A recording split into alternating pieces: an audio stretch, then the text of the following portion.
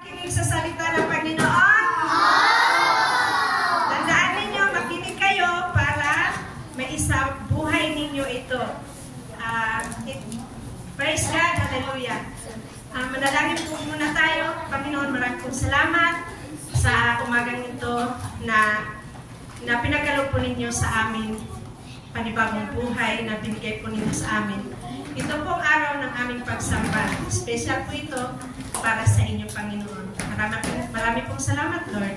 In Jesus' name we pray. Amen. Okay, ang pag-aaralan natin ngayon ay sa Santiago. May Bible kayo.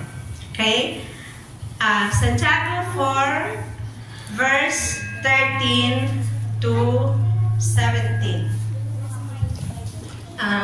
Nakalagay dito, huwag magmalaki. Sa verse 13, makinig kayo sa akin, kayong nagsasabi. Ngayon o bukas ay pupunta kami sa ganito at ganong bayan. At 1 taon kaming mananatili roon. Mangangalakal kami at kikita ng malaki. Hindi nga ninyo, sa 14, verse 14, sabi dito ni Santiago, hindi nga ninyo alam kung ano ang mangyayari sa inyo bukas at ang buhay ninyo ay parang usok lamang, sandaling lumilitaw at agad nawawala. Sa verse 15, sa halip, ay sabihin ninyo, kung luluobin ng Panginoon, mabubuhay pa kami at gagawin namin ito o yun.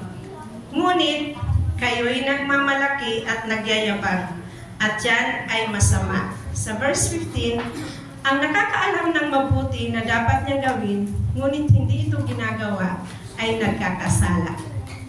Ang taong ito ay, itong sulat ni Santiago, ito ay tagubilin sa atin para tagubilin noon sa kanilang mananampalataya noon at sa ngayon. Para din ito sa atin ngayon. Na bawat plano ng ating buhay ay laging kasama ang Panginoon. Kasi ang taong ito na tinutukoy ni Santiago, isa siyang mayaman kasi mangangalakal nga siya. Ang ibig sabihin dito, mayaman siya. Itong taong to, nagplano siya na para lamang sa sarili niya at akala niya, kontrolado niya ang kanyang buhay at alam niya ang mga mangyayari bukas.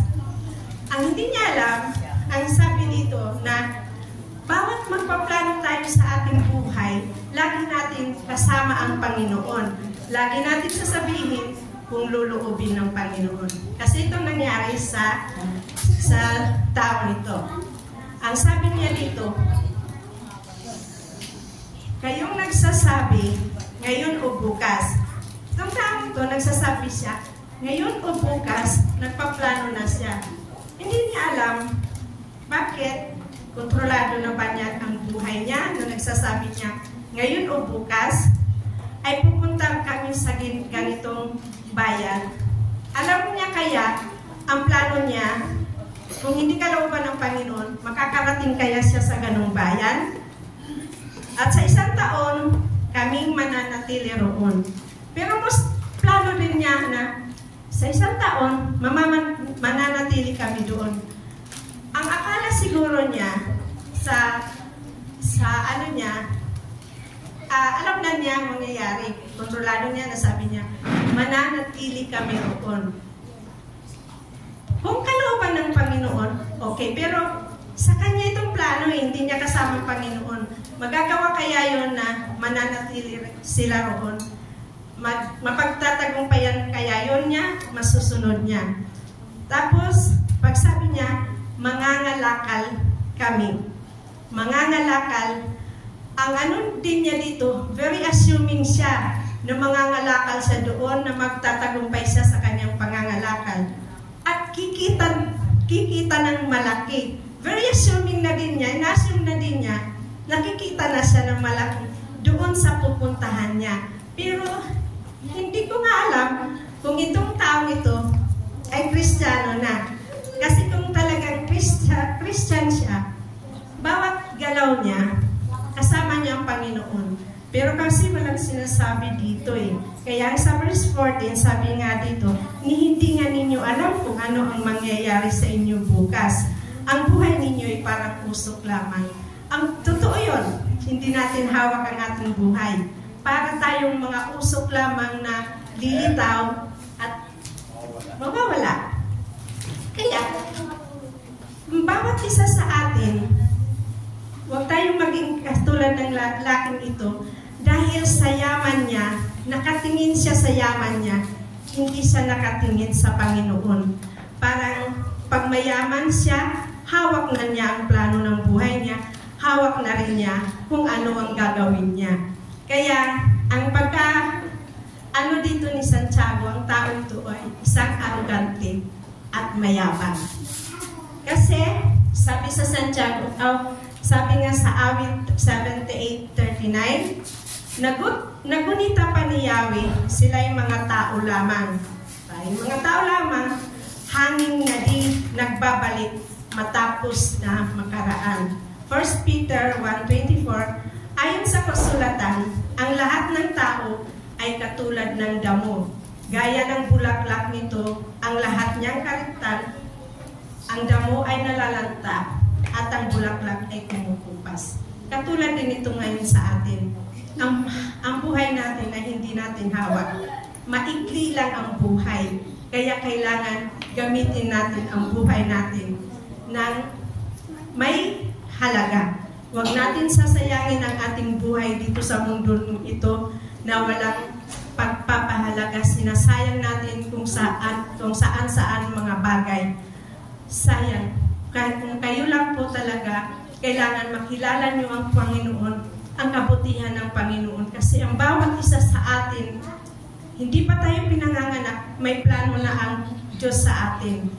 Ang nangyayari lang kasi, ang plano ng Diyos, ang ginagawa ng tao, pinaplano na nila ang buhay nila ng kanilang sarili. Hindi nila isinasama ang Diyos sa kanilang mga plano. Kaya nakakalungkot kasi sabi pa dito, pinalalahanan tayo ni Santiago na maikli lang talagang buhay. Kailangan ng bawat isa ay nakahandang mamatay. Kasi kailangan ihanda nating mamatay dahil ang Diyos alam niya kung kailan tayong mamamatay. Pero ang tao, hindi alam kung kailan tayo mamamatay. Kaya kailangan natin maging handa. Huwag natin sasayangin ang buhay natin. Ang gagawin natin, kung anong nalalaman natin na salita ng Panginoon, yun ang isi-share natin sa ating kapwa. Para mayroon kabuluhan ang ating buhay. Kasi yun ang gusto ng Panginoon na ibahagi. Kaya lang naman talaga pumunta dito ang Panginoon sa mundo eh. Para dahil tayo makasalanan, iligtas tayo sa ating kasalanan, nagawang mga kasalanan. At kung nakagawa tayo ng kasalanan, humingi tayo ng tawad. I-share din natin kung ano ang mga natututunan natin sa Biblia. Kasi maraming tao hindi nakakakilala pa sa Panginoon. Paano yan pag namatay sila na hindi sila nakakilala sa Panginoon? Saan sila mapupunta? Parang sayang ang buhay nila. Kaya ang ano lang natin talaga, na ibahagi natin ang salita ng Panginoon para ito lang ang ano natin, share natin sa natin sa Panginoon, pagbabalik ng ating paliutang na tulog sa atin ng Panginoon. Yun lang po, marami pong salamat. Naway ang napag-aralan niya yung nating umaga ay hindi masayang na huwag tayong maging arrogante at huwag tayong mayabang. Marami pong salamat. Yun lang po.